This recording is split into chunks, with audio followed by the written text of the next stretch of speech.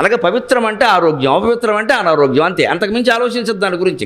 ఇక అది ఇంట్లో ఉంటే ఏదో జరుగుతుంది, ఏమీ జరగదు. మన ఇద్దరం ఉంటేనే ఇంట్లో ఏం జరగలే, మొత్తం ఆకుల వల్ల పువ్వుల వల్ల జరుగుతాయి పిచ్చి మాటలు. కానీ ఇద్దరు మొహాలు ఉన్నారు ఇక్కడ, మొగుడు పెళ్ళాలి, ఏమీ జరగట్లేదు, దెబ్బలాటలు తప్ప. ఇంక వస్తువుల వల్ల ఏం జరుగుతాయి? ఈ పుస్తకం వింటూ ఉంటే పుణ్యం, ఈ విగ్రహం వింటూ పుణ్యం, అవన్నీ పిచ్చి నమ్మకాలే. ఏ విగ్రహాలు ఉండని, ఏ పుస్తకాలు ఉండని, నువ్వు మొత్తం ఇల్లంతా దీపాలంటే కొంపలు అంటుకుపోతాయి తప్ప కొంపేం బాగుపడదు.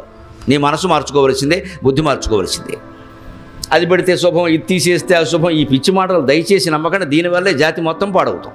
అంత దేవుణ్ణి పసుపు ముద్దలో పెట్టి ఎందుకు చేస్తారు అంటే, దేవుణ్ణి తయారు చేయడం ఇంత తేలికయా, చేరుకోవడం కష్టం. కానీ నీకు అర్థం కావట్లేదు. పసుపు ముద్ద, మళ్ళీ అక్కడ క్రిములు చేరకుండా ఆయన్ని సేవిస్తే చాలు. వినాయకుడు లక్షణం ఏమిటంటే, అర్ఘ్యపాద్యములకు ఆలస్యమైన ఊరుకొనడు, వేరు కోరుకొనడు. వినాయక చవితి నాడు ఆయనే మరి 16 ఇళ్ళు తిరగాలి ఇంటింటికి. మరి అంతే కదా, అందులో ఎరక వాహనం చాలా తొందరగా వెళ్ళాలి. అసలు అది కదలనే కదలదు. అందుకని ప్రతి ఇంటికి వచ్చి ఏమంటాడు, తొందరగా పెట్టి అంటాడు. కొంచెం నువ్వు ఆలస్యం చేస్తూ ఏదో ఒకటి పెట్టేవమ్మా, నేను వెళ్ళాలి మళ్ళీ పక్కింటికి అంటాడు ఆయన. అందుకని వినాయక పూజ లెక్క ప్రకారం మనం పొద్దున లేవగానే ముందు స్నానం చేసి పూజ చేసేసుకొని మిగిలిన పనులు చూసుకోవాలి. అందుకని ఆయన అంతకంటే కోరుకునేది ఏం లేదు. ఆ సమయానికి ఆయనకు రాగానే కాఫీ టీలు ఇచ్చేసినట్టుగా ఆయన ఇచ్చేసేస్తే, ఆయనకి అర్ఘ్యపాద్యాలతో పూజ చేసేస్తే, అమ్మయ్య మంచివమ్మ నువ్వు మీ ఆయన సుఖంగా ఉండండి పిల్లలతో సహా, నేను పక్కింటికి వెళ్ళొస్తా, మళ్ళీ ఏడాదికి అని వెళ్ళిపోతాడు. అంతకంటే ఏం కోరుకోడు. అల్ప సంతోషి, ఏమీ కోరుకోడు. ఆయన ముందు నిలబడి 2 గుంజులు తీస్తే పాపం ఎంత కష్టపడుతున్నాడో అనుకుంటాడు. అంత అల్ప సంతోషం కలిగినటువంటి దైవం. పసుపు ముద్దలోన పరమ పవనమూర్తి కొలువుదీరినాడు కొలువరండు. అర్ఘ్యపాద్యములకు ఆలస్యమైన ఊరుకొనడు, వేరు కోరుకొనడు. అటువంటి వినాయకుడు గ్రంథస్థం చేసినటువంటి విష్ణు సహస్రాన్ని మనం 3 రోజుల పాటు చెప్పుకోబోతున్నాం. భారతాన్ని వ్యాసుడు 1700 శ్లోకాల్లో రచించాడు.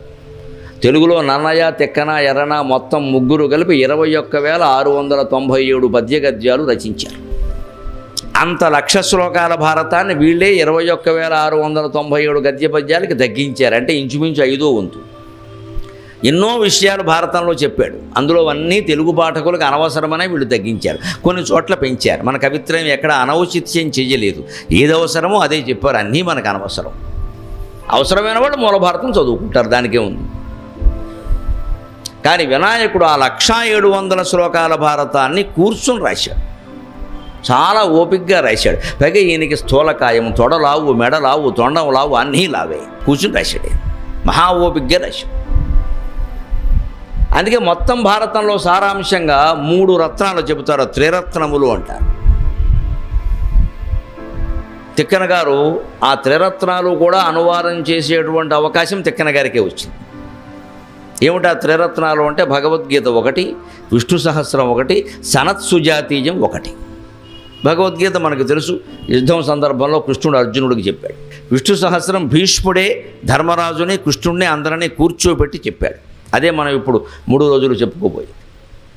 ఇక సనత్సుజాతీయం అనేది యుద్ధానికి ముందు ధృతరాష్ట్రుడు యుద్ధం గురించిన ఊహల వల్ల ఆయన మనస్సంతా పాడైపోయి సంక్షోభంలో ఉంటే విదురుణ్ణి పిలిచి 4 మంచి మాటలు చెప్పమని అడుగుతాడు. అప్పుడు ఏర్పడింది అది సనత్సుజాతీయం ఏర్పడిన విధానం. అది విదురుణ్ణి పిలిచి.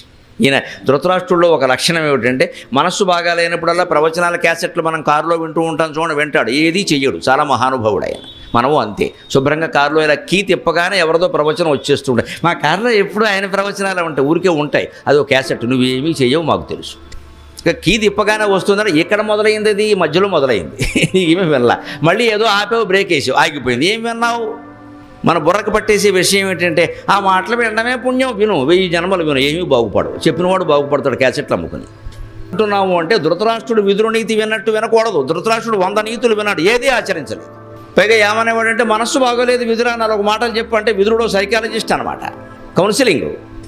ఈయన వినడానికి విదురుడు తెలుసు, ఈయన ఆచరించడం వింటాడు, కానీ ఆచరించడం తెలుసు. కానీ విదురుడు ఎందుకు చెప్పాడు అంటే, మంచి మాట చెప్పమన్నప్పుడు విన్నవాడు అడిగినవాడు వినకపోయినా పాటించకపోయినా వినకున్నను ఉచ్చరించడు మాటకు ఈశ్వరుండైన మెచ్చును కదా అంటాడు ఆముక్తమాల్యదులో కృష్ణదేవరాయ.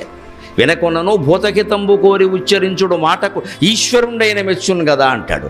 ఈయన వినకపోయినా సరే సమాజం మేలు కోరి మనం మంచి మాటలు చెబితే ఇవాళ కాకపోతే రేపైనా అవి వేదవాక్యాల్లాగా వ్యాపిస్తాయండి. ఖచ్చితంగా చెప్పేవాడు చెప్పే తీరాలి. ఎవరు విన్నారు ఎవరు చేశారు అది వేరే విషయం, వారి ప్రాప్తానికి సంబంధించిన విషయం.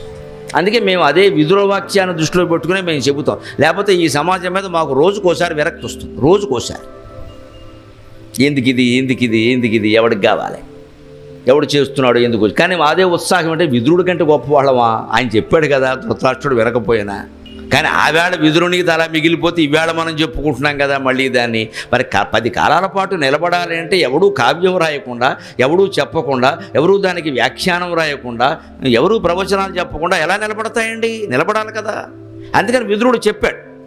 ఆ చెప్పినప్పుడే ఈ లోకతత్వం అంతా చెప్పాడు, రాజనీతి అంతా చెప్పాడు, ధర్మం అంతా చెప్పాడు. అదంతా విన్నటువంటి ధృతరాష్ట్రుడు మధ్యలో ఆయన పరబ్రహ్మతత్వం అని 2 సార్లు మాట్లాడేసరికి ఆ బ్రహ్మతత్వం ఏమిటో చెప్పవయ్యా అన్నాడు. ఆసక్తి ధృతరాష్ట్రుడికి అంతరాత్మలో ఘర్షణ ఉందండి. అతను మనం ఏదో దుర్మార్గుడి కింద భావించక్కర్లేదు. దుర్యోధనుడు దుర్మార్గుడు, కానీ ధృతరాష్ట్రుడు దుర్మార్గుడు కాదు. దుర్మార్గాన్ని అడ్డుకోలేకపోయిన అశక్తుడు అంతవరకు. ఆయనకి స్వయంగా దుర్మార్గుడు అనడానికి వీల్లేదండి ఆయన్ని. దుర్యోధనుడు దుర్మార్గుడు, కానీ దుర్మార్గాన్ని అడ్డుకోలేకపోయిన అశక్తుడు. ఎందుకంటే పుత్ర వ్యామోహం కారణంగా, అంతకంటే ఏం లేదు. నా ఆనందం అంతా పుత్రుల్లో ఉంది అనుకున్నాడు ఆయన. మనలో చాలామంది అలాగే అనుకుంటారు, మా అబ్బాయి బాగుండాలండి, మా అబ్బాయికి ఏమైనా అయితే నేను తట్టుకోవాలండి. అది వ్యాధి. ఎవరికైనా చూపించుకో వెళ్ళి. వాడికి ఏదో అయితే నువ్వు తట్టుకోలేకపోవడం ఏంటి? పెద్ద కబులు చెబుతున్నావు ఇక్కడ. పుత్రప్రేమ కదా, వాడిని కూడా జడగొడుతుంది.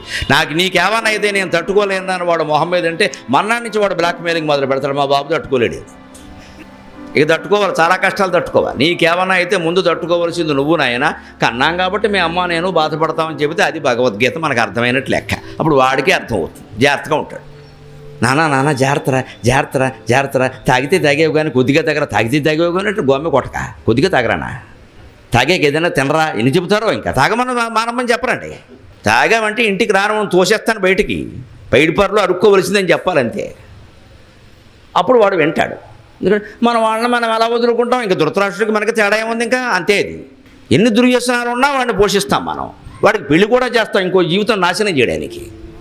పైగా మన అజ్ఞానం ఎలా ఉంటుందంటే పెళ్ళి అయితే బాగుపడతాడని. వాడేం బాగుపడ్డా అనుమానం ఏమీ లేదు అక్కడ. పైగా అమ్మాయి చెడింది అనవసరంగా. దుర్వ్యసనాలు ఉన్నవాడికి పెళ్ళి ఎందుకు చేస్తారో తల్లిదండ్రులు అంటే మొహమాటం లేకుండా చెబుతున్నా. ఎందుకు చేస్తారో తెలుసా? ఈ మొత్తం వ్యాపారం ఆ అమ్మాయి మీద గెంటేయడానికి. ఇవాళ బాధ్యత తప్పింది. ఇంకా చూసుకోవాలండి. ఏం చూసుకుంటుందమ్మా? నువ్వు కన్నావా కొడుకుని? మీ ఆయన మీద నువ్వు కలిసి కన్నారా? 25 ఏళ్ల పాటు నువ్వు వాడిని మార్చలేకపోయారా? పెళ్ళి అయిపోయినా ఆ పిల్ల చూసుకుంటున్నా. ఆ పిల్ల గొంతుకోవడం కాదండి, బాధ్యతను గంటేయడం మనం. పైగానమ్మా పిల్ల వచ్చిన వేళ వేళ అన్నిటికీ వేళ. ఇంకా మనకి పెళ్ళి అయినా మా వాడు మారలేదు. ఎవరు చెప్పారండి పెళ్ళి అయితే మారతారు? పెళ్ళి అయితే మారతారు? మారమ్మా ఎవరు. పెళ్ళికి మారడానికి ఏమో సంబంధం లేదు. అలా చేయకూడదు అసలు. అది నువ్వు అసలు ఇవన్నీ వదులుకుంటేనే నీకు పెళ్ళి లేదు బో అని చెప్పాలి. వాడు దెబ్బకి మారతాడు. వాడు కూడా వాడే చూసుకుంటాడు. అంతగా చెప్పాల్సి వస్తే మా వాడికి ఇవి ఉన్నాయేమో, మీకు ఇష్టమైతే పిల్లలు కూడా లేత లేదని చెప్పాలి. అలా ఎవడో ఇవ్వకపోతే ఇవ్వపోనాయి ఏమైంది? అబ్బాయి మనం ఎవరని చెప్పమండి అలాగా. మా వాడు బంగారు కొండ, ప్రతివాడు సర్టిఫికేట్. అప్పుడు అందుకే ధృతరాష్ట్రుడు మనలో చాలామంది ఉన్నారు. ఆయన అనుకోక్కర్లేదు.